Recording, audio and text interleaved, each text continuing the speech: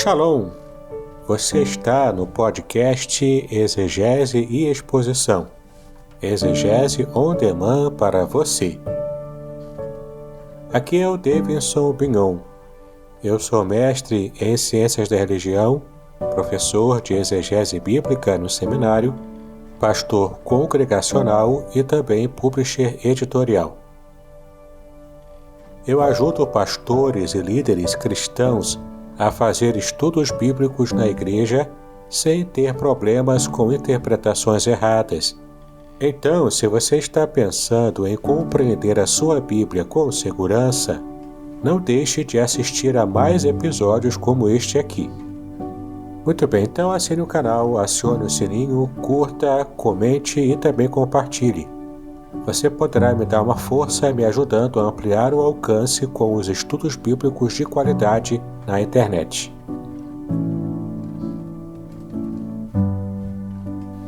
Bem, vamos lá, queridos. Hoje o nosso panorama é sobre o primeiro livro da sequência dos livros históricos. Encerramos o Pentateuco, os 5 primeiros livros do Antigo Testamento, e hoje a gente entra na sequência dos livros históricos, cujo primeiro é o livro de Josué. Um texto belíssimo, porque é o texto que fala da posse da terra, da entrada na terra prometida. Finalmente o povo hebreu, depois de 40 anos de peregrinação, chegou lá, mas é um texto desafiador também. Um texto que às vezes é difícil de você explicar para alguém que não é cristão e que tem dificuldades com as passagens do livro de Josué, porque o livro de Josué é um livro de batalha, é um livro de guerra, e como acontece em toda guerra, é um livro com muita morte. E como se compatibiliza as promessas de Deus, de paz, de bênção, Deus que é o Deus de amor, que nós ainda pregamos ainda há pouco, com aquelas situações com tanta mortalidade, com tanto conflito, em que o povo hebreu ia se estabelecendo na terra, conquistando, e a conquista era no meio de muita guerra. Então, não é difícil você, às vezes, conversar com alguém que levanta essas questões. E a gente vai entender o papel, inclusive, do livro de Josué, dentro da história da redenção e da história do cânon, e como que a gente pode ajudar a pessoa a compreender esse livro tão importante, como que se compatibiliza com o próprio Novo Testamento, que revela o Deus de amor. Mas vamos orar, pedir que o Senhor nos abençoe, e em seguida eu entro, como sempre, na primeira parte, mais fácil, mais simples, uma parte panorâmica, e a outra parte, a parte da análise, em que a gente chama o texto para perto e a gente pensa sobre ele. Vou pedir, quem está hoje na mesa é o Gazinho, né, Gazinho? Pedir a Josiane para poder orar, Josi. O microfone está aí? Ora para a gente, que o Senhor abençoe a nossa aula.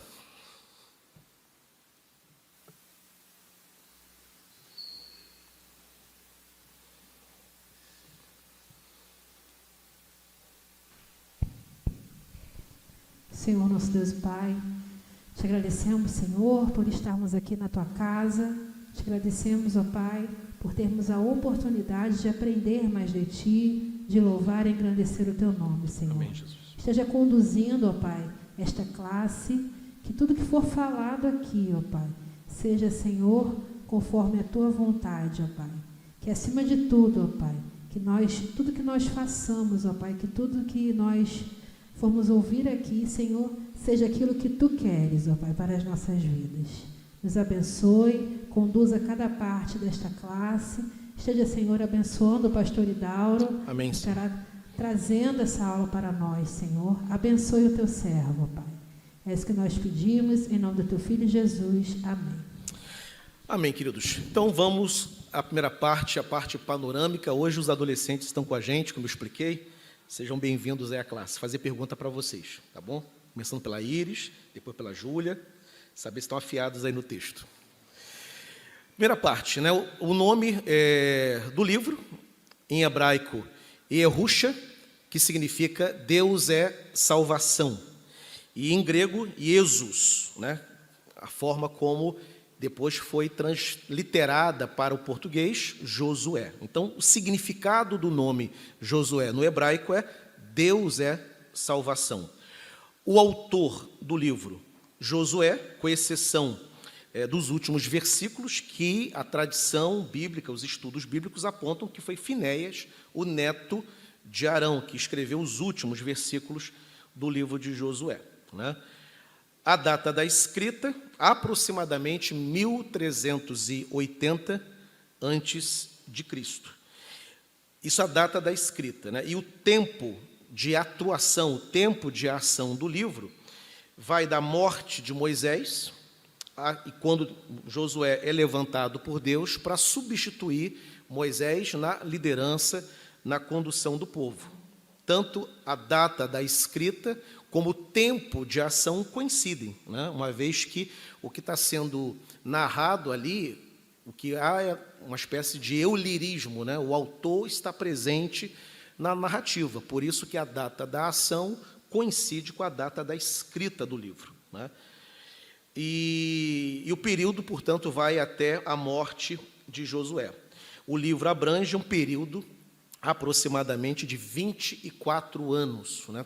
Todo aquele período de conflito, de guerra, para conquistar, em definitivo, a terra prometida, durou mais ou menos 24 anos. Então, 40 de peregrinação, e quando o povo atravessa o rio Jordão, porque a travessia do Jordão é com Josué, quando chega do lado de lá, pisaram na terra prometida, ainda não era o momento de desfrutar dela. Tinha que batalhar para conquistar, e levou 24 anos esse tempo de batalha, esse tempo aí de conquista. O versículo-chave, né?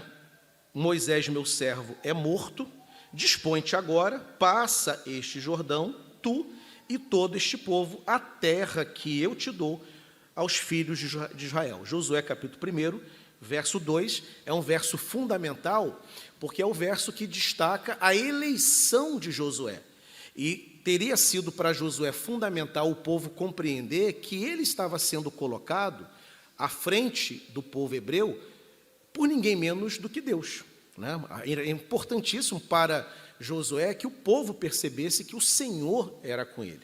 E esse versículo deixa bem claro que quem o coloca lá não são os anciãos, não há uma assembleia elegendo, né, escolhendo o pastor Josué, o reverendo Josué, é o próprio Senhor que aponta. E detalhe, no último capítulo do livro de Deuteronômio, já nos últimos versos, na última perícope ali, aparece dizendo que Josué fora cheio do Espírito Santo, servo do Senhor, né, e acompanhava Moisés, ele foi cheio do Espírito Santo. Então, o último capítulo de Deuteronômio já aponta para uma qualidade na vida de Josué, essa plenitude do Espírito que ele desfrutava. E agora, Deus aqui revelando para o povo que ele era o eleito, o escolhido para liderar no lugar de Moisés.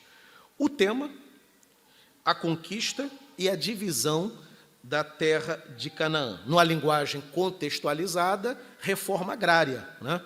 Ele conquista a terra, expulsa os povos que ali moravam e promove uma distribuição, uma reforma agrária entre as tribos de Israel, né? E ali cada um terá o seu quinhão para poder habitar, servir a Deus e administrar a sua vida, se casar, plantar suas hortaliças, construir suas casas e administrar conforme Deus assim abençoasse. Então, esse é um tema que vai nortear os 24 capítulos. O conteúdo, após a morte de Moisés, Josué assume a liderança do povo. E o povo entra e toma posse de Canaã por meio de muitas lutas. O livro conta o cumprimento das promessas de Deus, Josué 21, verso 45. O povo chegou a Canaã e tomou posse e se instalou. Aquilo que Deus havia prometido, portanto, se cumpre cabalmente na vida de Josué e de todo o povo. Josué é um tipo de Cristo, e aqui a gente vai, na hora da análise, dar a devida atenção a isso, porque essa é uma das dificuldades com Josué.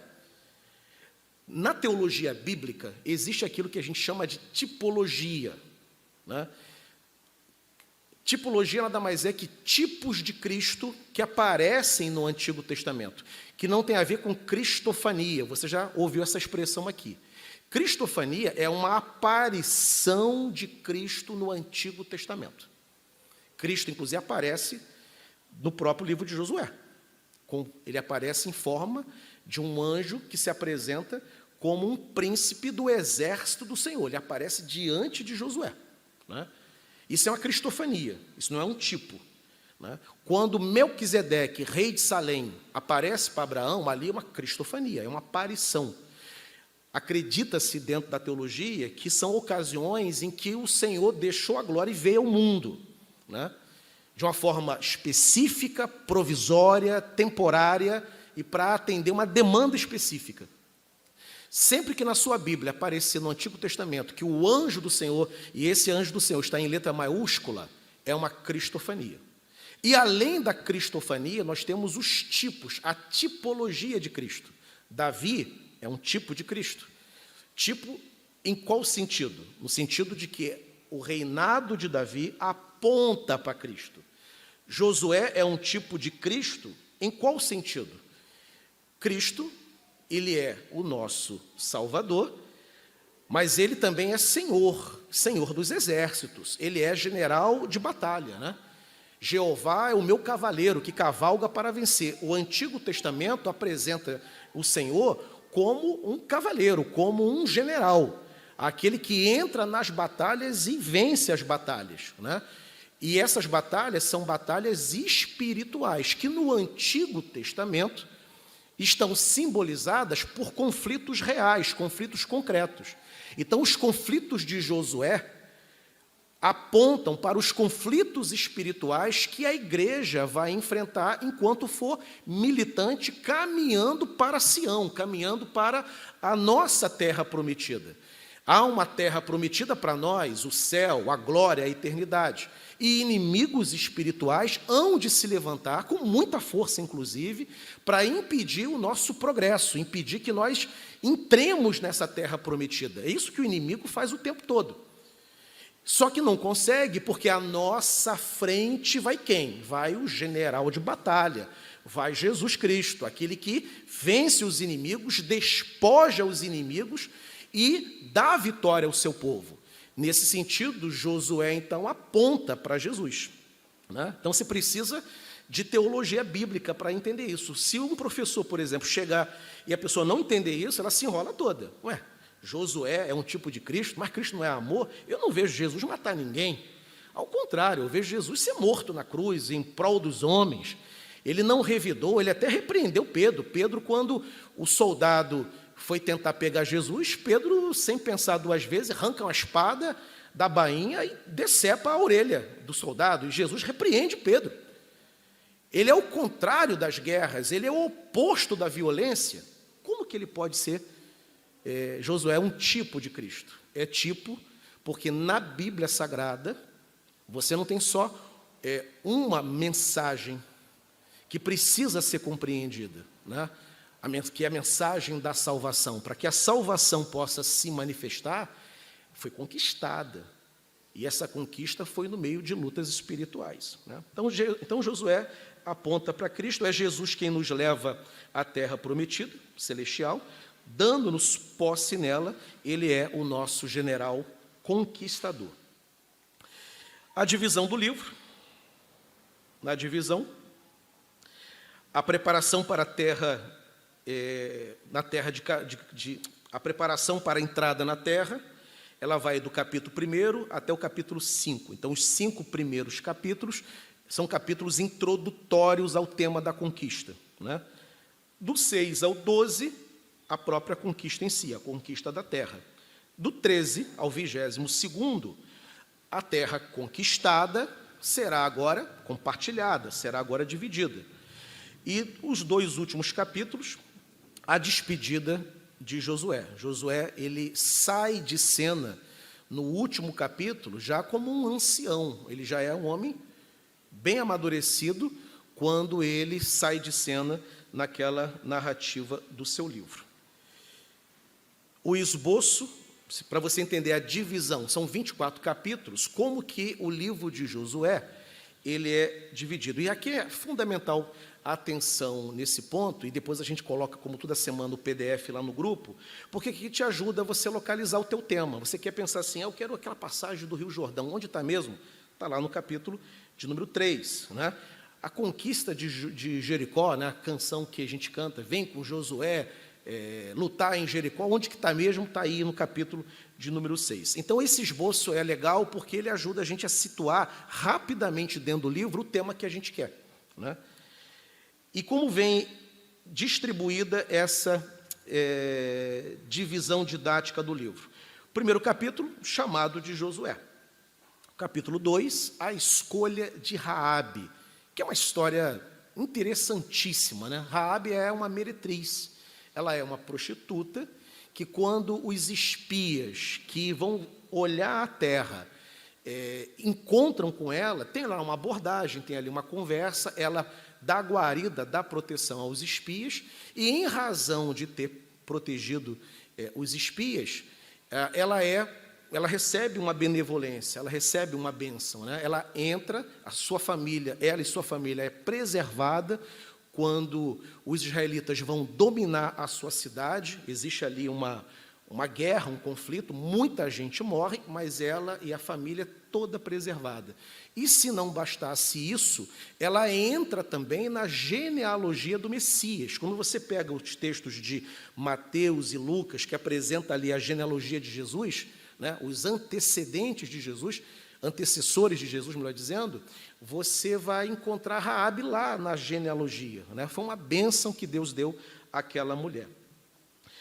Capítulo 3, a passagem do Rio Jordão, tão milagrosa, tão poderosa, como foi a travessia do Mar Vermelho. O monumento em Gigal, a conquista mesma de Jericó, capítulo 7, o pecado de Acã.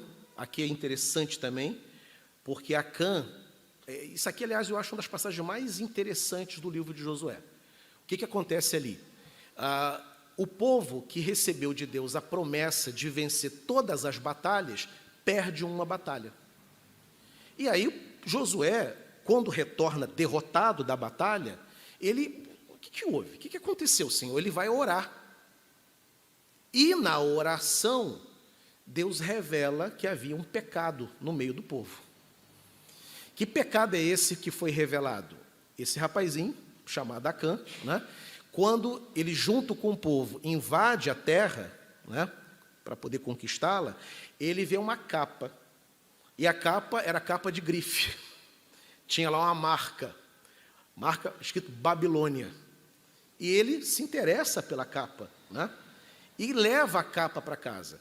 E qual era a ordem que Deus havia dado ao povo? Olha, ao invadir a terra, não quero que pegue nada que pertença ao povo. Em algumas ocasiões, o gado era permitido, porque era um despojo de guerra, né? Em outros casos, não. E ali, naquele momento, não era pegar nada. E aí, ele pega aquela capa, leva e esconde, ele enterra aquela capa. Por causa daquele pecado incubado, né, o povo é derrotado. Esse é um texto, inclusive, eu lembro que na minha conversão era muito comum, hoje eu não ouço mais isso, né? Mas eu lembro que quando a igreja passava uma fase difícil, uma fase meio fraca, vazia, né? Eu lembro da minha igreja de Ponte Seca enfrentando lá os momentos mais difíceis no ano, aquelas fases que a igreja... o pastor não consegue ver a igreja crescer, aquela coisa toda. Eu lembro desse papo, né? Não, tá aí, rapaz, tá igual na história de Acã, deve ter algum pecado incubado. E ficava todo mundo querendo descobrir quem é que estava em pecado. Pô, será que o presbítero está em pecado? Será que o diácono está em pecado? Né? E muita gente, portanto, justifica essa preocupação baseado nessa passagem. O fato é que ali era isso mesmo. Deus mostra, e a maneira como Josué descobre é mais interessante ainda, porque ele começa a lançar sorte. Então, tem 12 tribos, recai sobre uma das tribos. No meio da tribo, tinha as famílias super numerosas, recaiu sobre uma família, lançou sorte também. E depois que a família foi revelada, foi descoberta, né, Agora foram ver qual casa, porque a família tinha lá, o pai e a mãe tinha 20 filhos, né? Já sabemos que foi na família, a família Silva, mas qual membro da família Silva? Tem 20 na família Silva. E foi indo um por um até chegar em Acã, né? E quando chega nele, descobre, portanto, que ele confessa, o desfecho da história não é legal, né? Ele é apedrejado e o corpo dele, né, o cadáver dele é queimado, né? Revelando, portanto, ali o juízo de Deus, porque Deus havia dito que não se poderia tomar posse de nenhum utensílio, de nenhum objeto. Então, é uma passagem bem estranha, difícil, mas muito solene da palavra de Deus, né? A conquista de Ai. A conquista de Ai, capítulo 8, do capítulo 9 ao 12º, batalhas e vitórias, do 13º ao 19º, a própria divisão da terra, a reforma agrária em si vai começar a ser promovida. Capítulo 20, as cidades de refúgio, que é um outro elemento, outro assunto muito interessante dentro do livro de Josué. Deus ordenou que cidades de refúgio fossem erguidas, né? E essas cidades de refúgio, ela tinha alguns objetivos. Um deles, dos mais interessantes, era acolher um foragido que cometera um pecado, um crime, por exemplo, de forma não intencional. Numa linguagem contextualizada, você tem o crime hoje doloso e o crime culposo, né? O crime doloso é quando ele é cometido com intenção. O camarada é traído, por exemplo, está com ódio da mulher, ele vai arquitetar o assassinato daquela mulher. Ele mata com intenção. Está provado que ele planejou, que ele arquitetou. É um crime intencional, crime doloso. A pena, inclusive, é maior. Você está dirigindo o seu carro, você é novo, um tanto inseguro, e por lamentavelmente, uma imprudência, você sobe na calçada, atropela uma pessoa, a pessoa vem a morrer. Você vai responder, né? Mas foi não intencional, né? Foi um acidente e pode ser enquadrado como um crime culposo, aquele que acontece sem intenção de matar. Em alguns casos que a gente viu recentemente no Brasil de crimes com armas, né? O fazendeiro tem uma arma guardada em casa, a filha foi lá, viu aquilo, brincou com a amiga, matou, né? Esse fazendeiro será responsabilizado, né? Não é a criança que vai, é ele quem vai, porque ele era o dono da arma. Mas qual foi o crime ali? É um crime culposo, porque não teve intenção. Então, havia na cidade de refúgio a possibilidade de acolher quem cometesse um crime culposo. E aí tinha lá um regramento muito interessante, né? Depois que o sacerdote da ocasião morresse, aquele que cometeu o crime estava liberado, ele já poderia retornar para a sua região, porque o vingador de sangue que estava na espreita dele não poderia mais tocar, porque o sacerdote morreu, né? Então, entrou na cidade de refúgio, o sacerdote era jovem, tinha 30 anos de idade, viveria 30 anos, moraria 30 anos dentro da cidade de refúgio. Morreu o sacerdote, está liberado, não tem mais que pagar aquele crime culposo que cometeu. Aí você tem a cidade dos levitas, que também é um assunto muito interessante. Os levitas foi a única tribo, são 12 tribos, 12 filhos de Jacó, que se tornam os 12 patriarcas da nação, 12 estados fundantes, né? A tribo de Levi foi a única tribo que não teria posse da terra. A distribuição das terras de Canaã seria entre 11 tribos, né? A tribo dos Levi não, porque aí vem uma expressão muito bonita do Antigo Testamento. O Senhor, quando vai orientar Moisés e dizer que os levitas não terão uma terra, porque a herança deles é o Senhor. Como eles são a tribo eleita para o serviço do culto, da adoração, são os responsáveis pela adoração, responsáveis, inclusive, pela portaria, né? Os filhos de Coré, por exemplo, do Salmo 46, eles eram os porteiros do templo, né? Então, Os levitas cuidavam de toda a ordem litúrgica. Tudo que era ligado à liturgia era privilégio, responsabilidade dos levitas e, entre eles, inclusive, o sacerdote. E, como a herança deles era essa, cuidar, era o grande privilégio da tribo, cuidar do que era mais importante, que era o culto para Deus, eles não teriam propriedade, né? E foi de boa, foi tranquilo, eles entenderam, e assim foi. Então, eles ficavam morando, né, em cidades que eram erguidas para poder acolher esses levitas. E depois temos aí a desmobilização dos exércitos, capítulo 22. Cidade dos refúgios, a cidade dos levitas, capítulo 21. Últimos conselhos de Josué, penúltimo capítulo, e o último, a despedida e a morte também de Josué. Virando aí a página. O livro de Josué é um livro de... perdão, agora vem a parte da análise, né? Isso aí, a parte da análise. Aí começa o trecho em que a gente precisa entender a temática e a mensagem desse livro tão importante que é o livro de Josué. Primeiro, destacar que é um livro de desafios, lutas, mas também conquistas e superações. Se tem um lugar que você pode basear a vida do cristão, a peregrinação para conquistas de promessas do Senhor, você vai encontrar isso dentro do livro de Josué. Primeiramente, ele vai ter, né, o primeiro desafio, como coloquei aí, a substituição de Moisés. Imaginemos o que foi para Josué substituir o homem que conversava com Deus face a face. O livro ensina para nós que nessas transições que acontecem na vida, no ministério, na igreja, que as comparações, inclusive, são indevidas, porque Deus vai ter uma forma de atuar com cada um dos obreiros, né?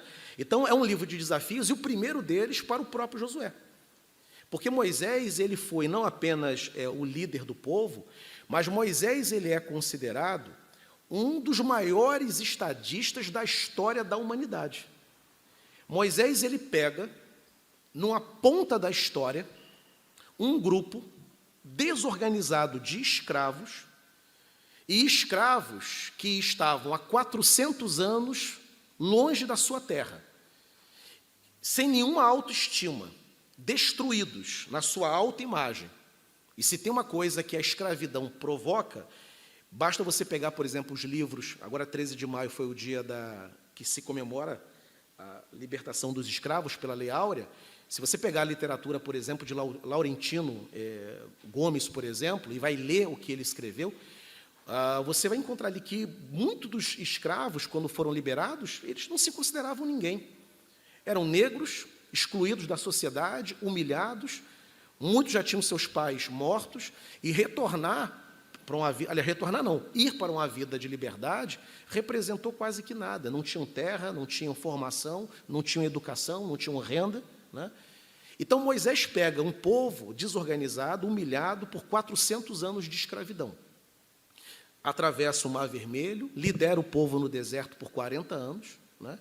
Oferece a esse povo liderança, dá a esse povo leis, estatutos, todo um código de convivência social, ensina ética, ensina a lei de Deus, amar ao próximo, respeito, estabelece os estatutos para que a conduta pudesse ser regrada, e 40 anos depois, na iminência de sua morte, ele não entra na terra prometida. O que é que ele entrega para a história? Ele entrega um povo que tem unidade, que conhece Deus, que tem lei, que tem estatutos, que tem ética, que sabe para onde vai, não tinham mais o estigma da escravidão, por isso passaram, inclusive, 40 anos no deserto, porque naquelas provações eles precisavam tomar consciência da eleição deles, consciência de que eles eram a nação escolhida de Deus. Deus não iria tolerar um comportamento frouxo, inadequado. Eles sofrem punições, inclusive. A geração que atravessa o Mar Vermelho não entra na terra prometida, morre por causa das murmurações, das rebeliões, né? Mas Moisés, ele entrega um povo organizado na outra ponta. Ele é legislador, ele é líder, ele é pastor, ele é conselheiro, ele é gestor. E se não bastasse tudo isso, falava com Deus face a face. Aí Deus levanta Josué. Imaginemos então os dramas na vida de Josué, a própria comparação com o povo, né? Pastores que ficam muito tempo na igreja, deixam uma marca profunda na igreja. Quando vem um pastor novo, o pastor novo enfrenta comparações com o pastor antigo, e estamos falando de homens que não conversam com Deus face a face. Estamos falando de pastores que fazem um bom trabalho na igreja e que deixam marcas positivas e profundas na igreja. Imaginemos então Moisés. E Josué está lá, tendo que se colocar, tendo que liderar esse povo, e um povo que nas primeiras ocasiões em que enfrentou oposição, dificuldade, não pensava duas vezes, o povo murmurava. Chegava a ter saudade e expressar esta saudade dos tempos do Egito, que era extremamente ofensivo. É compreensível, inclusive, a ira de Deus contra o povo, porque Deus tira da escravidão, promete a terra que emana leite e mel, terra boa, de liberdade, de democracia, inclusive, em algum grau, né, porque não era bem ali uma democracia, era uma teocracia, mas havia muita liberdade entre eles. E Deus que está dando aquilo tudo, maná, coluna de fogo para poder iluminar a noite, nuvem para poder proteger, cordonizas para poder se alimentar, fez tudo pelo povo, o povo reclama. E sente saudade, inclusive, do cardápio, das panelas cheias de carne. São irônicos, chegam para Moisés e dizem assim, porventura faltaram sepulturas no Egito? E por causa dessa falta de sepultura, você, Moisés, nos trouxe aqui para morrer e sermos enterrados no deserto? Chegaram a chamar o maná de Deus de pão miserável. A nossa alma aborrece, numa linguagem contextualizada, a nossa alma odeia, detesta esse miserável pão. Chamaram o maná de Deus de pão miserável. Dá para entender as lombadas que esse povo tomava, né? Josué tem que liderar essa turma toda. Então foi um grande desafio para Josué. Ora, se Josué não correu de tamanho desafio, e estamos falando de um desafio, num primeiro momento, abstrato. Estamos falando de uma comparação que Josué tinha que lidar, que tem a ver com expectativas, que tem a ver com projeções. O povo olhava e comparava. Fora os desafios concretos. Rio Jordão, 31 povos, os povos todos que são conquistados por Josué, a totalidade deles, 31. Foram 31 batalhas, 31 reis conquistados, para que a terra pudesse ser tomada, né? Murmuração, as inseguranças, as dúvidas de Josué. Ele tem dúvida quando tem o caso de Acã, quando o povo perde naquela batalha, ele vai, Senhor, não estou entendendo, não era para vencer, por que a gente perdeu? Então o texto de Josué é inspirador para nós. Se Josué não recuou diante de tamanhos desafios que ele tinha, como que nós iremos recuar, nos amedrontar, diante dos desafios que Deus nos coloca? É claro que cada um tem o seu próprio desafio, e nós não vamos aqui menosprezar os nossos. De Josué era imenso, históricos, políticos, espirituais, né? Territoriais, tem uma série de desafios ali implicados. Mas nós também temos os nossos. Vamos recuar diante dos nossos? Josué é uma inspiração para seguir em frente sempre, para confiar em Deus, né? E se tem uma coisa que eu acho muito interessante, não lembro se eu coloquei aqui no PDF, talvez eu tenha colocado, mas eu deixo antecipar, todas as batalhas de Josué, a arca ia na frente. Ele chamava os sacerdotes, o sacerdote ia na frente, levava a arca e depois o povo ia. Isso é muito simbólico, né? Deus na frente, sempre sendo colocado na frente, e o povo indo receber aquilo que lá na frente o Senhor já estava garantindo para ele. Bem, é um livro de letra C. É um livro de aporte para as transições da vida, né? Não tenha medo das transições da vida. É um livro que nos ensina que transição é normal. Passou o tempo de Moisés, chegou o tempo de Josué. E também passaria um dia o tempo de Josué, né? Então, Deus nos chama, inclusive, a participar dessas transições da vida. E tem gente que tem medo, né? Medo do novo emprego, medo da nova casa, medo da mudança de cidade. Tem gente que perde grandes oportunidades porque tem receio, prefere o seguro, o garantido, o confortável, o estabelecido, e tem medo daquilo que parece ser incerto. E no caso de Josué, Deus estava chamando numa era de transição. Moisés tinha passado. As experiências de Moisés eram experiências dele. O povo viveu o que tinha que viver no deserto. Agora é uma nova fase. Agora tem um rio. Tinha um mar lá atrás que atravessou, agora tem um rio. É um novo momento. E a vida, principalmente a vida com Deus, tem as suas transições. E a gente não pode ter medo de nenhuma delas, ainda que o medo assole. Ainda que o medo tente e chega até mesmo bater a nossa porta. Mas a gente não pode recuar, porque o livro nos inspira que Deus nos abençoa nas nossas transições, né? E em muitos casos, Deus mesmo é o autor delas, né? Não só devemos não temer, como devemos reconhecer que cenários são propostos pelo Senhor. Novos momentos, novas terras, novas fases, novos desafios, né? Isso é fundamental dentro do livro de Josué. É também um chamado à elevação dos nossos deveres. Os deveres de Josué foram elevados. Até então, ele era o homem cheio do Espírito Santo, mas estava na sombra de Moisés. Ele era, com perdão aqui com o meu querido pastor Davidson, era o pastor auxiliar, cheio de responsabilidade, mas não é o líder, né? Agora, virou titular. Elevaram os deveres, aumentaram os compromissos.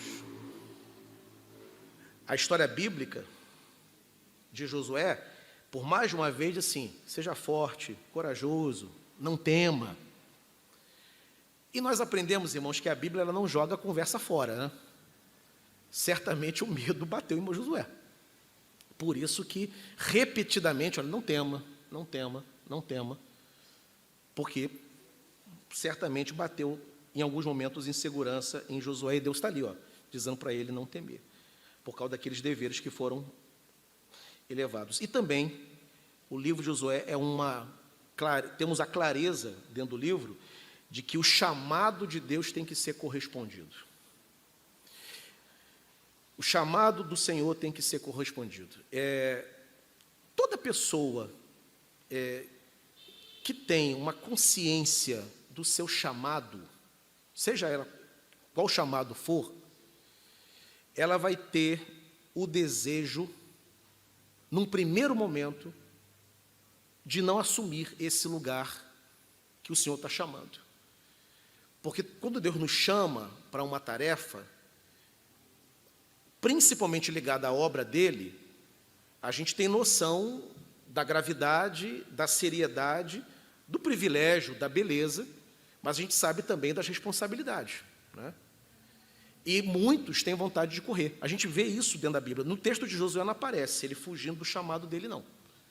Mas na Bíblia toda isso aparece. No caso de Moisés, o caso de Jeremias, o caso de Gideão, que a gente vai ver semana que vem, dentro do livro de Juízes, né?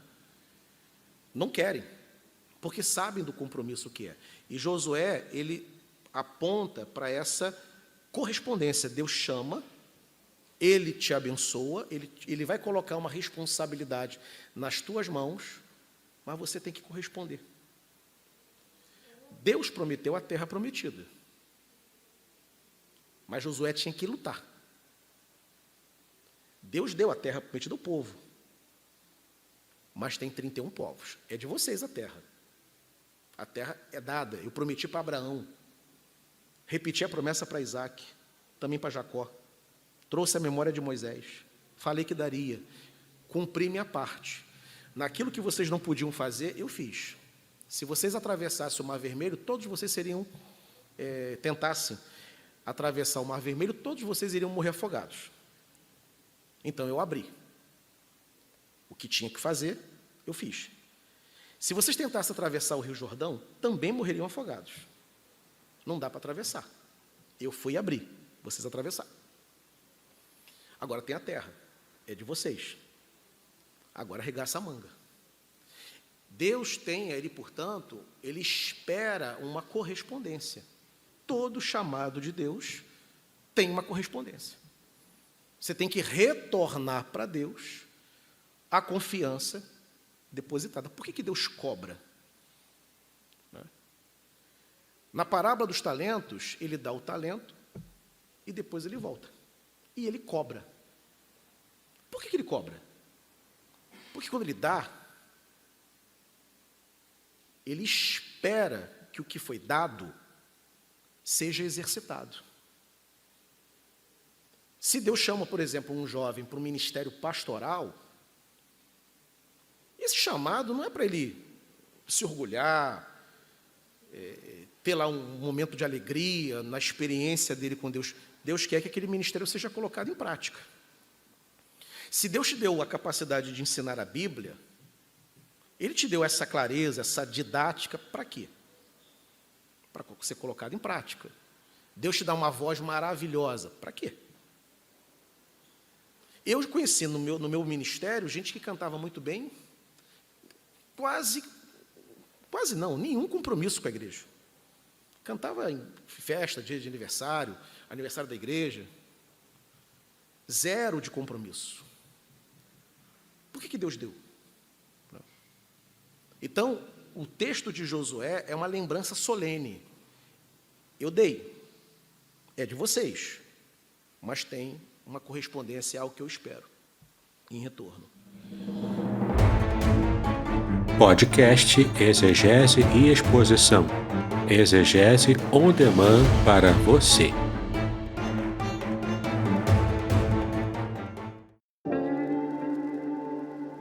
Shalom! Aqui é o Davidson Pignon.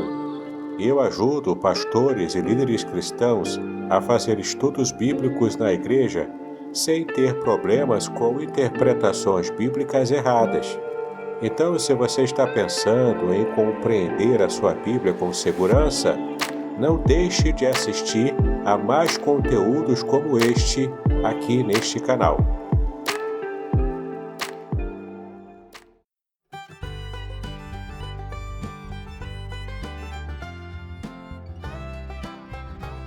Shalom! Este é o testemunho do professor Samuel Monteiro, do site Hebraico Pro. Ele recebeu o livro Revelações Originais do Salmo 23 e fala aqui sobre as impressões que ele teve sobre o livro quando ele recebeu. Confira aqui. Mas, gente, pode comprar, tá? Sem medo de ser feliz. Ficou muito legal mesmo. Aqui embaixo tem o link para você comprar a versão digital. Mas se bem que, olha, gente, o livro tá tão da hora que eu recomendo você comprar a versão impressa, tá? Ele é muito legal, né? Porque por ele ser bem bonito mesmo, né? De material assim de bastante qualidade, né? O papel, né? E esse papel aqui é coisa de louco, eu nunca vi isso aqui, gente. O papel é macio, tá? Só você segurando pra você entender. Nunca vi um negócio desse. O papel por dentro também, de qualidade também. Então é um livro assim bem legal para você dar de presentes também, né? Tão bonito que tá. Né? Eu já tinha visto no digital, né? Digital tá bonito, né? Mas impresso é outra coisa, né? E aí no impresso você vê o material também, né? Que foi impresso, né? Foi impressão de qualidade, tá tudo assim de muita qualidade, gente. Da hora, né? Temos também dentro do livro, né, a travessia do Rio Jordão, com 1 milhão de pessoas, de acordo com os especialistas, homens e mulheres, crianças e idosos, saudáveis e enfermos, e todos com desníveis de seriedade. O povo não era homogêneo, né? O povo era heterogêneo. Você tinha polissemia dentro do povo, cada um falando um negócio, e ele tentando organizar o povo em torno do objetivo. Então, havia desníveis de seriedade, estabilidade emocional típicas de todo o ajuntamento. Era um grande desafio também. Não foi fácil liderar. E aqui a gente pode pensar o seguinte: se é difícil você liderar a sua família, que é só você e sua esposa e seus filhos, é uma luta. Imaginemos, então, que era liderar 1 milhão. Se é difícil liderar uma igreja com 100 pessoas, imagine 1 milhão. No Éden era só Adão e Eva. 2. Deu no que deu. Deu ruim. 2. Imagine 1 milhão. Desnivelado. Não era 1 milhão, todo mundo bonitinho, cantando salmos e hinos em uníssono. Todo mundo compreendeu claramente. Não. Homem e mulher. Idoso e criança. Saudável e doente. Mulheres grávidas. Imagina o que era isso no ouvido de Josué. Grande desafio. Né? Lutar contra 31 povos foi um outro grande desafio. Né? E esses povos, conhecedores da região, povos armados, que conheciam todas as entradas e saídas da região e que estavam preparados para lutar e defender sua terra. O fato deles terem sido derrotados, não é que esses povos eram povos fracos. Foram derrotados porque o povo que lutou com eles era o povo de Deus. Deus estava lutando ao lado, ou melhor, à frente do povo. Quem é que pode contra o Senhor? Ninguém. Então os povos foram derrotados. Mas eram povos preparados. Outras tentativas de invasão aconteceram. E os demais povos não conseguiram conquistar. O povo hebreu conseguiu. Uma questão ética, que daqui a pouco a gente pode... Eu separei essa questão, porque eu já ouvi essa pergunta. Pastor, Josué é estranho. Porque, olha só, vamos pensar bem, o povo está lá no Egito 400 anos. O povo atravessa o Mar Vermelho, 40 anos no deserto, atravessa o Rio Jordão, chega na casa dos outros, na terra dos outros, e quer conquistar a terra dos outros. Bota o povo para fora e acha que a terra é deles. Como é que a gente resolve isso? A gente vai ver de quem é de fato essa terra. Não é? Mas, querendo ou não, para os valores de hoje, você tem uma questão ética implicada ali. É um desafio. Manter o povo unido, né? Manter o povo unido e animado, no sentido de atento, né? Em torno do propósito da conquista, durante 20 e tantos anos, que foi um grande desafio também, e principalmente, que eu acho mais importante, a gente fala pouco dentro do livro de Josué. Parece que o livro de Josué é um livro tropa de elite, é só briga, briga, briga. O livro de Josué é um livro de espiritualidade. O livro de Josué é um livro que aparece Josué invocando. O anjo do Senhor, como eu falei, uma das cristofanias do Antigo Testamento aparece no livro de Josué. Uma das cristofanias, um dos momentos em que Cristo visita o povo, é no livro de Josué. É um livro espiritual, portanto. Não é? Então, ele, além do manter o povo unido, animado, renovar as promessas das conquistas, tinha que também zelar pela espiritualidade do povo. Porque nada adiantaria vencer as batalhas tomar posse da terra para as famílias, desfrutar da terra que mana leite e mel e estar longe, o coração longe do Senhor, de nada adiantaria.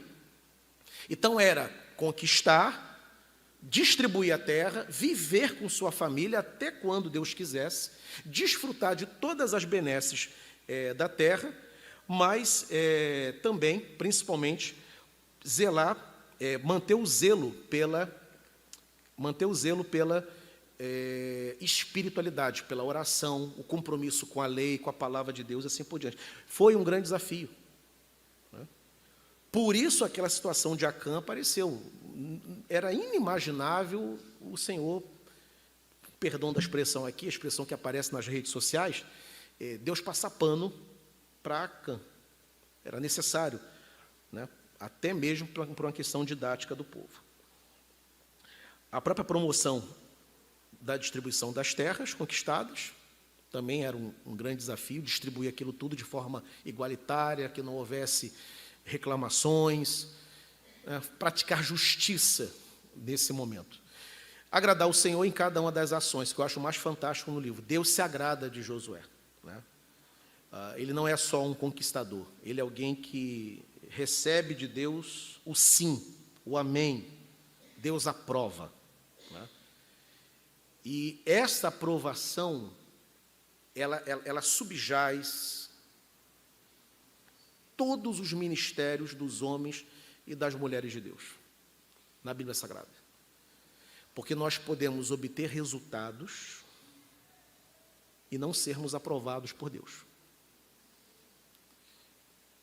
O texto de Mateus 7 fala de resultados não aprovados por Deus. Quem expele demônios, quem prega a palavra e é rejeitado no final. Então, a beleza do livro de Josué, para mim, claro, a conquista da terra, como falei, é o tema que norteia todo o livro, a conquista da terra, conquista e posse. Mas o mais profundo para mim é o selo de aprovação. Deus aprova o obreiro. Deus abençoa Josué. Deus se agrada, né? Deus é com ele. E, porventura, tem alguma coisa mais importante na vida do que Deus estar do nosso lado? É a maior dádiva que um homem tem. Mais até do que a própria terra, né? Uma vez foi perguntado uma pergunta interessante. Se o inferno não existisse, você serviria a Deus? Essa é uma pergunta que faz alguns pensarem. Porque se nos alegramos com Deus, nos alegramos com o céu, porque temos medo do inferno, a nossa fé é uma fé imatura ainda.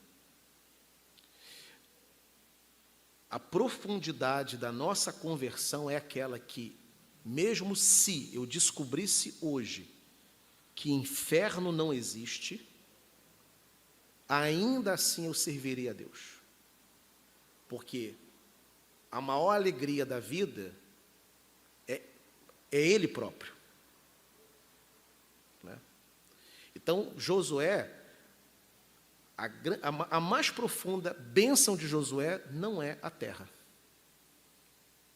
A mais profunda bênção de Josué é o selo da aprovação divina. Deus aprova.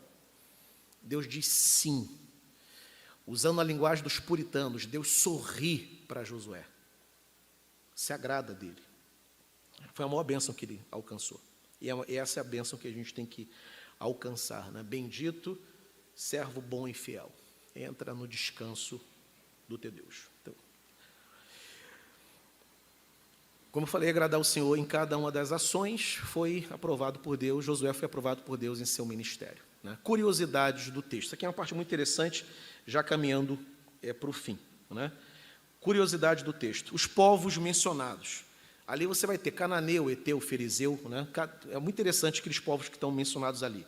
Eles aparecem no livro de Gênesis, aparecem também dentro de outros livros do Pentateuco e aparece mais de uma vez dentro do livro de Josué. Quem são esses povos, né? Onde que eles atuaram, Porque o que eles estão fazendo ali? Primeiramente, você tem ali os cananeus, né, que são mencionados, povo da antiga terra de Canaã, do Oriente Médio. Canaã também é o nome do neto de Noé, que inaugura a genealogia dos cananeus, Gênesis 10, 6. A região ocupada por Israel hoje, a região ocupada por Israel hoje é equivalente à antiga Canaã. Aí você tem depois você tem ali depois os heteus. A minha televisão aqui, Natália, ela apagou. Para mim é indiferente que eu vou me guiar aqui pelo meu tablet aqui. Mas só para avisar que talvez vocês não consigam me acompanhar aí por cima. Depois você tem os heteus, né? Descendentes de Et, que por sua vez também descende de Canaã. Aparece também em Gênesis 10, 15. Os heveus, também descendentes de Canaã, e apesar de ser listada como uma das nações, os heveus, também descendentes de Canaã, e apesar de ser listada como uma das nações que deveriam ser removidas, quando da conquista da terra, permaneceu, contudo, com os hebreus, trabalhando em atividades forçadas, em trabalhos forçados. Isso está lá em Josué 9. Né? Então, é um povo cananeu que, embora mencionado ali como adversário, eles permanecem, tem ali eles criam ali uma situação, e, na verdade, estão dando uma volta em Josué, enrolam Josué, né?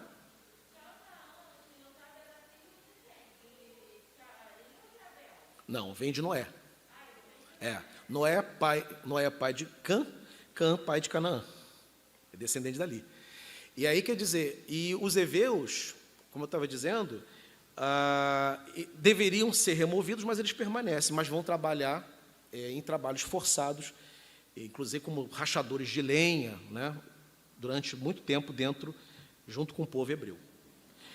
Aí você tem os ferezeus, uma ascendência desconhecida. Na Bíblia não fala, não aparece quem são os pais da família dos ferezeus. São mencionados pela primeira vez em Gênesis, capítulo 13, verso 7. Aí você tem os gigarzeus, descendentes de Gigarze, filho também de Canaã. Né? Gênesis 10, 16. Os amorreus, outro povo descendente de Canaã, constituíram nos primeiros grupos étnicos do que a gente conhece como Babilônia. Então, os primeiros grupos ali, formadores da Babilônia, é esse grupo dos amorreus. Jebuseus, descendentes de Canaã, fundadores da cidade de Jerusalém, cujo rei, nos tempos de Josué, era Adoni-Zedeque. Isso está lá em Josué 10:1. E Melquisedeque foi rei em Jerusalém nos tempos de Abraão. Isso está lá em Gênesis 14:18. Para concluir, implicações éticas do livro, né? As muitas guerras e as muitas mortes. Você está diante de um amigo. Teu amigo é ateu. E não só é ateu, ele é estudante de sociologia. É um cara equipado, com argumento. Ele é um estudioso das sociedades. Né? E aí ele chega para você e diz assim, como é que pode tanta morte na Escritura e Deus aprovando? Não só Deus aprovando, como até ordenando aqueles conflitos. Né? Até que não é ateu, pensa.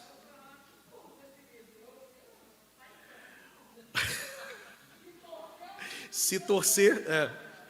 lembra do jornal O Povo, né? Se torcer o jornal O Povo. Como que a gente resolve isso? Primeiro, temos que levar em conta duas coisas. Posse da terra. A terra era de quem? No sentido teológico mais profundo, a terra é do Senhor. Ele é o Criador e Ele decidiu dar essa terra para os descendentes de Abraão. Isso é inegociável, isso é indiscutível. Claro que o exemplo dado aqui do ateu sociólogo, ele não acredita em Deus. Então, ele não vai aceitar esse argumento. Mas nós que cremos, sabemos disso. Né? Segundo lugar, né, além da promessa garantida, os povos estavam ocupando uma propriedade que Deus já havia prometido para o seu povo eleito.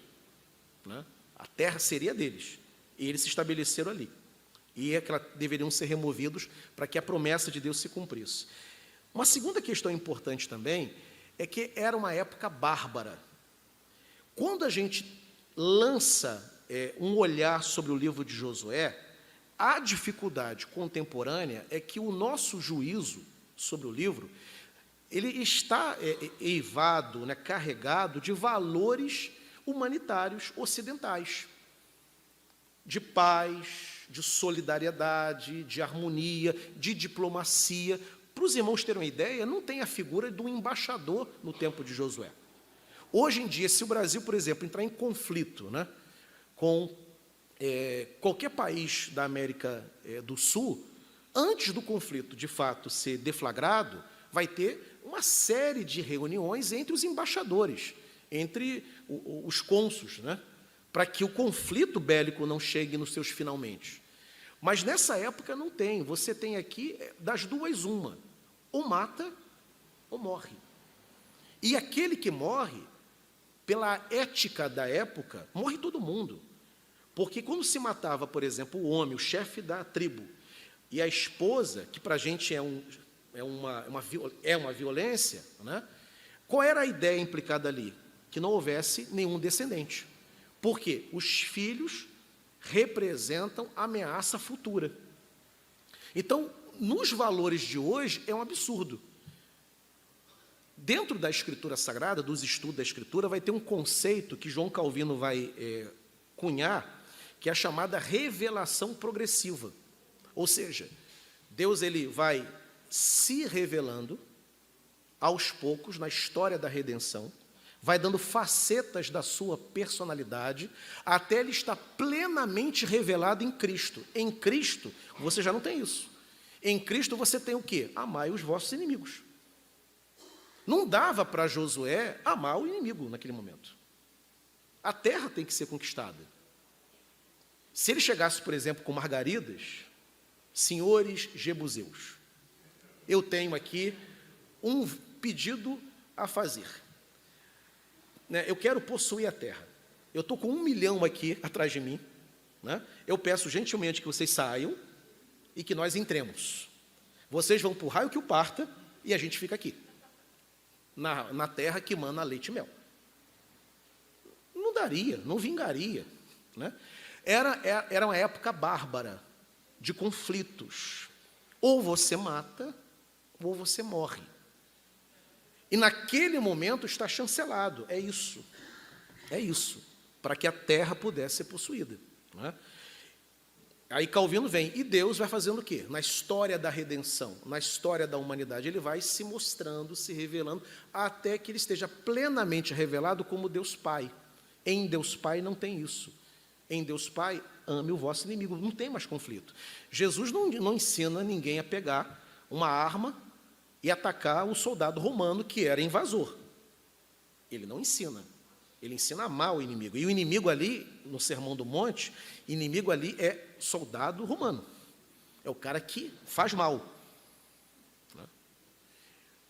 Mas é uma questão séria do livro que a gente tem que entender para poder responder de forma, não digo convincente, mas pelo menos de forma satisfatória. Você tem elementos intelectuais aqui que precisam ser compreendidos, ferramentas da época que precisam ser analisadas, para que a gente possa minimamente conversar sobre esse tema. Uma outra questão que aparece aí, já falei, né, que Deus era o dono da terra, então isso é a razão maior pela qual Deus tem todo o direito de pegar aquela possessão e dar para o seu povo, né? E uma questão importante também, eu já falei mais ou menos, mas eu gostaria de aprofundar, é Cristo no livro de Josué. Josué aponta para Cristo como aquele que nos conduz em triunfo à terra prometida. Ele é o general de batalha, vencedor, distribuidor das bênçãos e também das posses eternas. Josué aponta para esse ministério de Cristo, não é? Em Josué 5, 13, 15, temos uma cristofania. Tanto aquele conflito não era ofensivo para Deus, Deus não está nem um pouco milindrado com aqueles conflitos, que ele visita o povo. Josué vê, ele tem uma experiência, ele está parado, aparece um varão diante dele. Ele olha para o varão, percebe que não é um varão comum, percebe que é um varão de guerra, e ele pergunta, quem és tu? A resposta que o varão dá, eu sou príncipe do exército do Senhor. E a primeira batalha vai ser empreendida. Quem é que está lutando na frente? É esse príncipe. Por isso que o povo ganha. Jesus vai à frente. Ali era isso. Ali ele era conquistador. E apontava para as conquistas espirituais, para todo o inferno que se levantaria contra Jesus e que seria derrubado, vencido e derrotado em definitivo. No livro de Apocalipse, Satanás é pego e jogado no lago de fogo, onde ele e a morte são destruídos para sempre. Essa vitória, ela está apontada dentro do livro de Josué. A gente precisa aprender a fazer conexão. E detalhe, nenhum livro do Antigo Testamento esgota sua mensagem em si. Ou seja, Josué não está falando, em última instância, de conquista de terra. Josué fala de conquista de terra como símbolo, como emblema de outra conquista, que é a vida eterna. Cristo, ele aparece no livro como aquele que é o vencedor. Todo o Antigo Testamento você vai encontrar Cristo, de alguma maneira, sendo apontado pelo autor daquele livro. Até, por exemplo, no livro de Cantares. Até, por exemplo, no livro dos Salmos, Provérbios. Todos eles apontam para Cristo. É tarefa nossa, principalmente nossa, dos pastores, ensinar a igreja a fazer conexão. Bem, cadê Cristo em Josué? Ele aparece ali, no caso dele aqui é até fácil, porque ele aparece de forma literal, numa cristofania, como eu disse. As minhas referências, como sempre, é a Bíblia que eu utilizo, né? O livro do Ângelo Galhardi, que é o nosso referencial teórico, e utilizei também, especialmente para esse estudo, o livro do Augusto Nicodemos, A Conquista da Terra Prometida. É um livro muito interessante que vai só até o 18º capítulo. Nicodemos não comenta até o 24º, comenta só até o 18º, que é onde tem ali a distribuição das terras. Chegou ao fim da minha exposição, queria terminar em 40, não consegui, falei até um pouquinho mais. Quero saber se há alguma pergunta, alguma colocação. Bruno, tem um contigo aí. Tem Davi, tem Dalvinha, tem Eliezer, tem César, Diácono César. Pastor, oi. Eu queria trazer uma contribuição.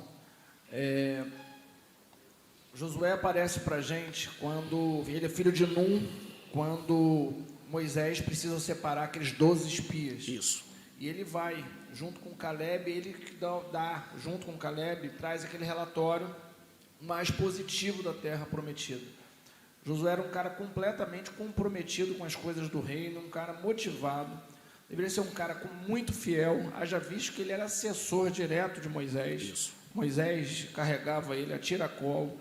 Algumas das vezes aparece mais Caleb falando que Josué, porque Caleb era um pouco mais velho, então ele tem o poder da palavra, mas ele era um cara completamente diferenciado. E depois de todo aquele tempo discipulado, de aprendizado que ele teve com Moisés, ele é escolhido pelo Senhor para essa caminhada que foi passada.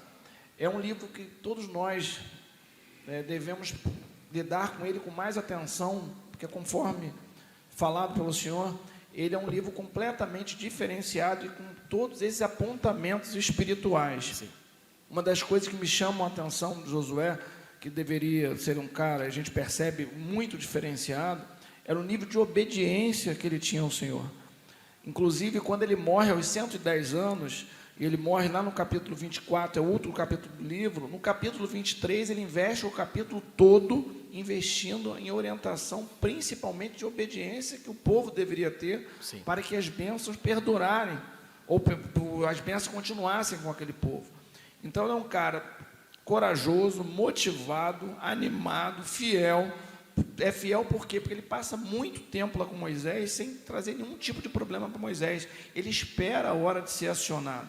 Ele é um camarada que era um assessor de qualidade, mas momento nenhum você vê trazendo nenhum tipo de problema, querendo passar à frente do seu líder. Muito pelo contrário, ele fica durante muito tempo trabalhando a tiracolo ali, acompanhando, carregando a pasta de Moisés, sendo preparado.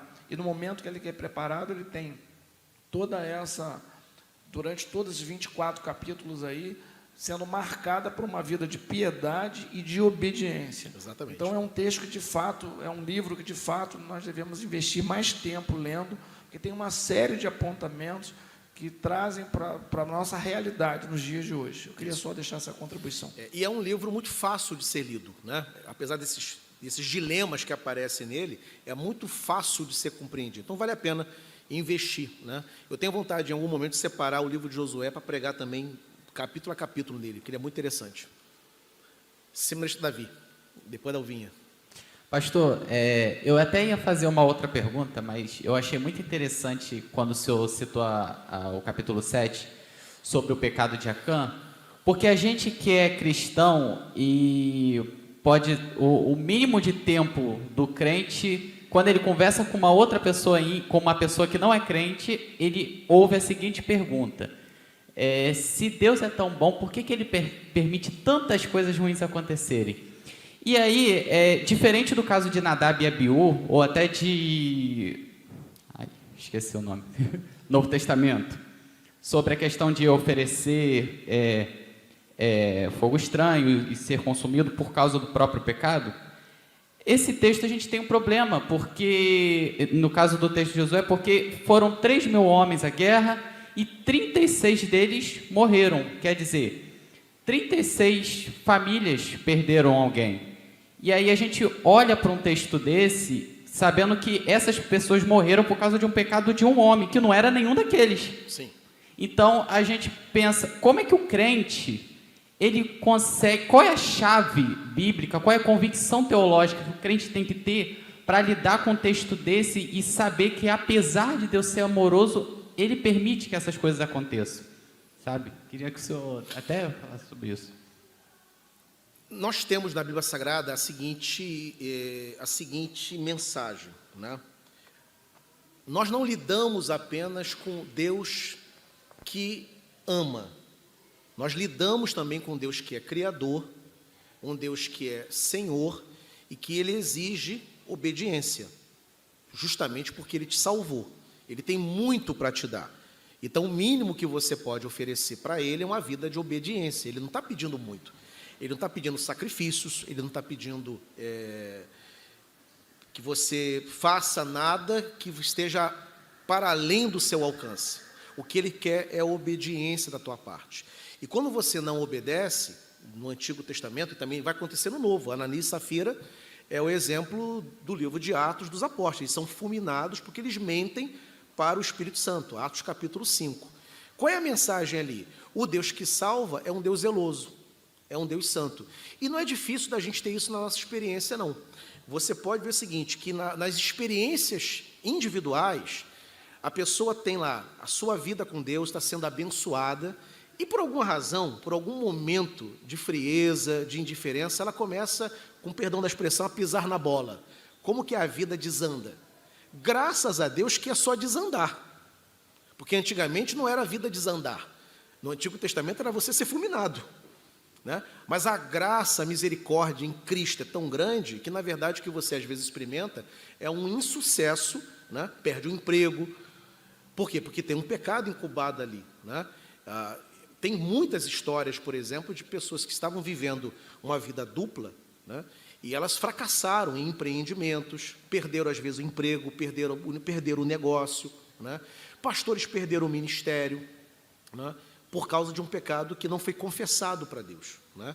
Então, a advertência solene da Bíblia é essa, de que o Deus que ama é um Deus também santo, né? E essa é a chave que a gente tem que ter. Eu lido com um Deus que me ama, mas que também Ele me repreende, como um pai, qualquer pai responsável, ele vai amar o filho, mas ele vai repreender o filho. Agora, essa repreensão é sempre por amor, para que o filho acerte e não persiga. E detalhe, que aí é a mensagem mais importante dessas repreensões.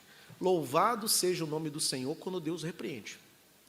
Porque a pior coisa, a grande tragédia na vida de um homem crente é ele estar errado, é ele estar em pecado e Deus não o repreender. Ai de nós nos enveredarmos por um caminho torto, que Deus não aprova, e Ele não fazer nada. Então, quando alguém erra, e vem um peso das consequências do seu erro, é Deus tratando. Deus não está deixando que você se acostume com aquele erro, e que é pior na vida de um crente, que você caia no cinismo, você vira cínico, você perde o temor de Deus, você fica insensível à presença do Espírito Santo. É a pior tragédia na vida do crente. Então, quando a gente erra e Deus vem e repreende a gente, significa que Ele está cuidando de nós. Então, Deus estava cuidando da nação, estava cuidando quando repreendeu esses homens. Ok? Dalvinha. É bom estarmos aqui, né? Como falar, eu já tinha lido o livro de Josué algumas vezes e tentei ler essa semana de novo. E realmente eu parei, porque eu falo, meu Deus do céu, que coisa absurda, né? Como que Deus permite esse tipo de coisa? Nos dias atuais, Josué seria processado, né, por vários, tortura, feminicídio, todos os tipos possíveis. Homicídio, feminicídio. Entendeu? Seria processado pela ONU, então, ou seja, realmente é muito difícil de ler. Mas que bom a gente estar aqui, né? Não sei quem já leu e ter, né, essa outra, né, visão, análise que o pastor está dando. Mas a minha pergunta é, por que a diferença tão grande no juízo de Deus?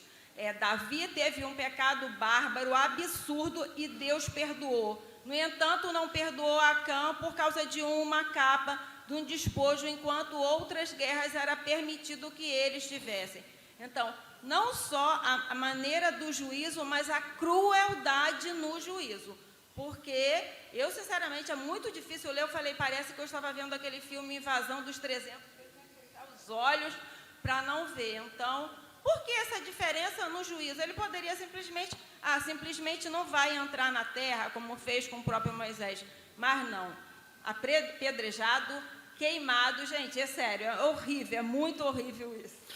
Você vai ter, o pastor Davidson, inclusive, ele defende uma tese muito interessante, eu concordo com o pastor Davidson, que existem gradações na punição, né? E gradações no pecado. A frase que a gente se acostumou, de que não há pecadinho e pecadão, quando você vai na Escritura, não é bem assim. Há pecados e pecados, e há gravidade de ofensa e gravidade de punição. Esse é o ensino da Escritura. O pecado de Davi foi um pecado terrível, adultério e assassinato, né?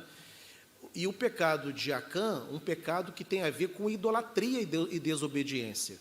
E Deus alertou muito seriamente, na sua lei, dos pecados de levantar contra a vida de alguém. Ele proíbe que alguém faça mal ao seu próximo, não pode matar o próximo, né? Porque a vida é sagrada, só ele pode tomar. Mas antes dessa lei, ele estabeleceu que a idolatria não poderia acontecer, que ele era o Senhor de toda a terra. Então, o pecado de Acã é um pecado mais grave do que o pecado de Davi. E tem uma outra questão também importante, é que ali naquele momento o povo está em processo de formação. Davi pega o povo formado, ele é o segundo rei de Israel, né? Então é uma questão didática, de ensinar o povo como se anda com Deus. É como se Israel estivesse na sua fase de infância. Deus não poderia deixar aquilo passar. Davi, ele pega, não na maturidade, mas pega o quê? Saindo da adolescência, entrando na juventude, então ele pega o povo um pouco mais pronto. Mas, muito mais importante, havia um pecado de idolatria e de desobediência cometido por Acã. Apesar do pecado de Davi, ele não é idólatra. Davi é um homem segundo o coração de Deus que fica cego pelo pecado, possuído, né, de uma lascívia, de uma paixão por aquela mulher, não mede consequências e arquiteta, inclusive, assassinato. Mas quando você compara, o outro comete um pecado muito mais grave perante o Senhor, né? Agora, vou passar a palavra para o pastor Davidson. Tem uma coisa interessante nisso, que é um debate que não tem como a gente fechar aqui. A gente pode abrir o debate, não tem como fechar. Muitas dessas punições, ou talvez todas elas, não implicam em condenação eterna. Quando Deus punia um servo dele, até com a morte, não significa banimento da presença dele eterna. Significa a punição temporal. Deus tirou a vida. E para o judeu, a vida é muito mais sagrada do que para a gente. A longevidade, no mundo ocidental, parece que a longevidade é uma praga. A velhice é uma praga, né? O velho incomoda. Na cultura oriental, a velhice, as cães, a barba branca, é uma bênção, né? Então, deixar de viver é uma tragédia.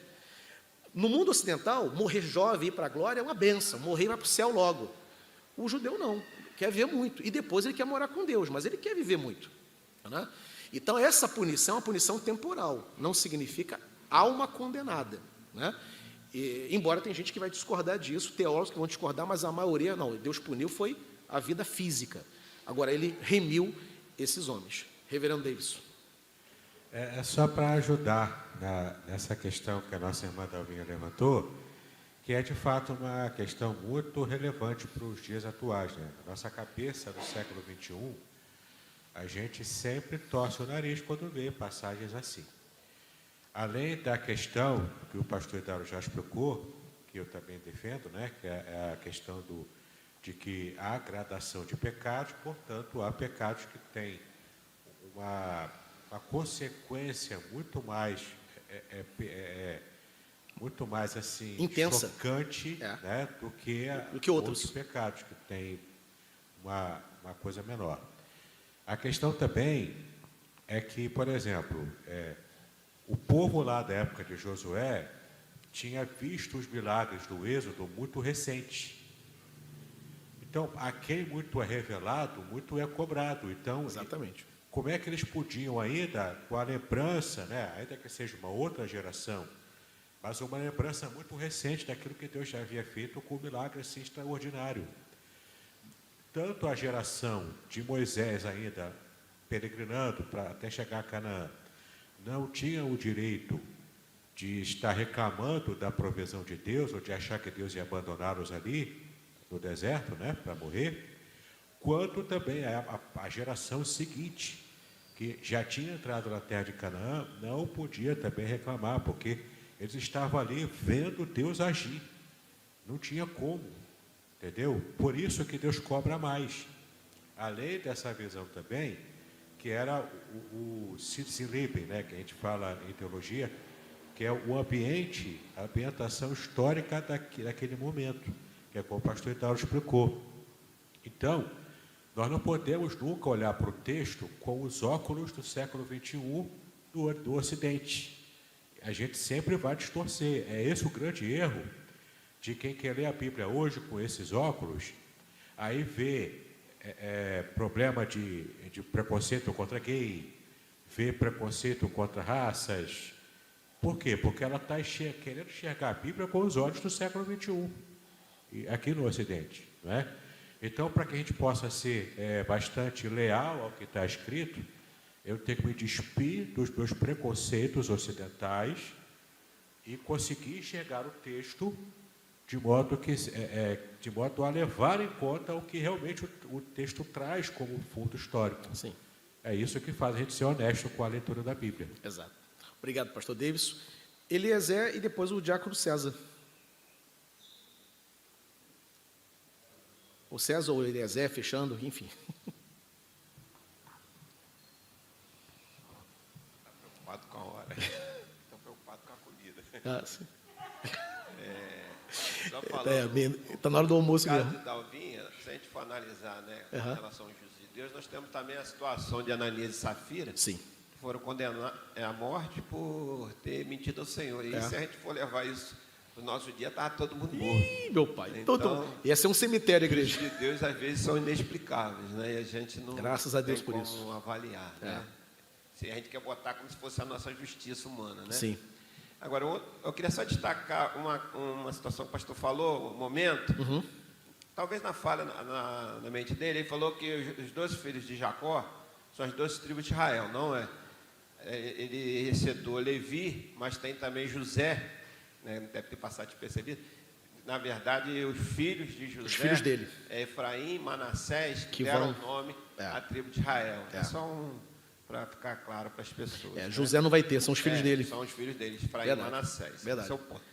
E em relação à conquista, talvez nós vamos ver no livro de Juízes que quando Deus ele determina, né, que o povo não se misturasse com as nações lá da Terra Prometida, né, porque eles poderiam sofrer influência, né, e acabar se misturando, aí viria a idolatria. como de fato ocorreu. Sim. Deus determinou que eles destruíssem todos, afastassem, expulsassem aqueles povos. E muitas das tribos fizeram até alianças, com povos daquela região, por não conseguirem conquistar. E por que eles não conseguiam conquistar? Porque aquela nova geração, nós vamos ver lá em Juízes 3, eles não tinham conhecimento da arte da guerra. Eles não era aquela geração que já vinha lutando. Então Deus, inclusive em Juízes 13, nós vamos ver que Deus permitiu que alguns povos não fossem conquistados para treiná-los, a Bíblia fala lá em Juízes 13, na arte da guerra. Eles precisavam aprender, e não só para treiná-los, mas para também submeter eles à prova da fidelidade, do amor às leis, da observância da lei. Então, nem todos Deus determinou que fossem conquistados. Nós temos 4 povos lá, os cananeus, se não me falha a memória, eu tenho aqui os sidônios, os heveus e os filisteus. Esses não eram para ser conquistados. Por quê? Porque eles se submeteriam povo à prova e treinariam eles a arte da guerra. A gente vê os filisteus, que oprimia muito o povo de Israel, e foi necessário que Deus levantasse Saul para que pudesse vencer aquele povo filisteu. Então, e muitos também por desobediência. Sim. Eles deixaram na terra porque não conseguiram conquistar. Mais tarde, como o pastor falou, eles passaram a pagar até impostos, para a nação de Israel, mas foi um pecado grave, porque desobedeceram a determinação de Deus e pagaram com isso, Porque a Bíblia diz que, se eles se misturaram com aqueles povos, viria julgamento. Sim. E depois, mais tarde, eles foram conquistados por vários outros povos. Então, isso nós vamos talvez aprender mais detalhadamente no livro de Juízes. Tá bom? Isso, domingo que vem. Obrigado, César. Fechando então com Eliezer. Aqui. Tem um... Eliezer, então a gente fecha. Sobre essa questão de sangue, em Josué, que a gente vê que realmente é muito difícil a gente entender com nossos olhos atuais, tem um livro que fala sobre isso, que é O Deus que eu não entendo. Eu não lembro agora o autor, mas o título é esse, E no capítulo sobre vários assuntos sobre o Deus que eu não entendo, ele fala sobre essa questão, E aí ele fala sobre Josué, sobre essas mortes, E ele tenta levantar vários aspectos para tentar elucidar essa questão, entender por que isso aconteceu, E acaba assim, o autor, eu vou dar assim, já um spoiler, Mas quem quiser ler esse livro é interessante, porque ele realmente ele não chega à conclusão de dizer exatamente por quê. E a questão só de aceitar, E quando o senhor falou no início, quando a gente vai conversar com alguém que seja ateu, sociólogo, que tem um entendimento de história, de sociologia, é difícil a gente poder explicar isso para eles, mas mesmo que nós conseguíssemos explicar essa questão, e elucidar isso, a gente teria que explicar também a morte de Cristo, Por que tanta violência na morte de Cristo, Porque Deus entregou o seu Filho, e toda aquela brutalidade aconteceu, que se a gente for ver aquele filme A Paixão de Cristo, a gente fica horrorizado. Sim. A gente fica sem entender. E para quem é ateu, então, não vai entender nada do que aquilo significa, É só essa observação que eu queria fazer. E você tem essa manifestação do conflito, da justiça, porque existe um mal no mundo que precisa ser vencido, Então, a Bíblia retrata com cenas e cores muito convincentes de que existe um combate, existe um conflito, O inimigo vai tentar se impor sobre o homem. Ele não consegue se impor contra Deus. Ele é criatura de Deus, Uma criatura desviada de Deus. Mas ele vai tentar se impor contra o homem e contra a igreja. Então, o conflito vai acontecer. Então, o que Josué está dizendo é o seguinte, tem esse conflito literal que aconteceu e aponta para esse conflito espiritual que todo crente tem que ter consciência dessa batalha. E a Bíblia, ela solenemente nos lembra de que existe uma batalha. Eu lembro do meu professor Paulo Leite, que dizia o seguinte, sabe qual é o problema de alguns crentes, principalmente tradicionais, é que acha que o diabo está de férias em Bahamas. Então, não tem, eu me converti, está legal, está tudo bem, estou aqui, dou meu dízimo, louvo a Deus, faço ali uma caridade, e esquece que existe uma batalha. Alguém está muito interessado que você não vença. Alguém está muito interessado que você se desvie, e tudo ele vai fazer. E a promessa é o quê? Que as portas do inferno não vão prevalecer, porque o general de batalha está do nosso lado, né? O Senhor está do nosso lado. A nossa irmã, acho que é a Ida, a Dantas Aida, ela manda mensagem aqui pelo YouTube, né? Os músicos das igrejas se autodenominam levitas. Já ouvi pessoas dizerem que isso está errado, entendendo que levitas eram os trabalhadores separados para o culto. Seria realmente errado? Aida, quem diz que está errado, é isso mesmo, né? Está correto dizer que está errado, porque, na verdade, é uma brevidade, virou até um lugar comum chamar os ministros de culto, os ministros de adoração, de levitas. Não são, né? Eu fui pregar, inclusive, numa igreja em que o pastor se dirigia aos irmãos do louvor como levitas. Ele fazia aquilo de maneira séria, né? De maneira litúrgica. Não são. Levitas são aqueles descendentes de Levi, tribo eleita por Deus para o serviço litúrgico. Só eles eram os levitas. Não poderiam ter propriedade, não poderia ter nada. Os levitas de hoje têm, né? Tem casa, tem carro, casa na praia, grava CD, fica milionário. Hã? Viviam dos dízimos. O diácono César está lembrando aqui. Exatamente. Viviam dos dízimos, das ofertas. Quando se ofertava em Israel, uma parte da oferta era destinada aos levitas e aos sacerdotes para consumo e subsistência deles. Então, eles eram levitas e tinha uma série de regramentos. No sentido, hoje, todos nós somos levitas porque todos nós trabalhamos na casa do Senhor. Tem mais umas manifestações aqui no YouTube, mas eu acho que não é pergunta, não. A Dione agradece, ela comenta da aula. A Fátima Guimarães, ela também comenta da aula. E só a Ida que fez pergunta. Bem, agradecemos aí a participação de quem esteve na internet também. Essa é uma vantagem imensa dessa ferramenta, desse recurso. Vamos ficar de pé, então, vamos orar? Eu quero um adolescente orando. Eu vou pedir a Giovana para orar. Bruno, microfone para a Giovana aqui para orar, agradecendo a aula. Vou falar para a tia Sandra que participaram da aula. Poupei, não fiz pergunta para eles. E agradecer. Então, Giovana, na hora, agradeço o Senhor pelo nosso tempo. Senhor Deus, muito obrigado por esse dia, Senhor. Muito obrigado pela palavra que foi dada hoje, Senhor. Amém, Senhor. Tanto no culto quanto na aula. Que essa palavra esteja guardada em nossos corações, Senhor. Que carregamos ela para nossas vidas. É o que eu te peço, te agradeço, em nome do Senhor Jesus. Amém. Muito bem, agora eu gostaria de ver a sua participação.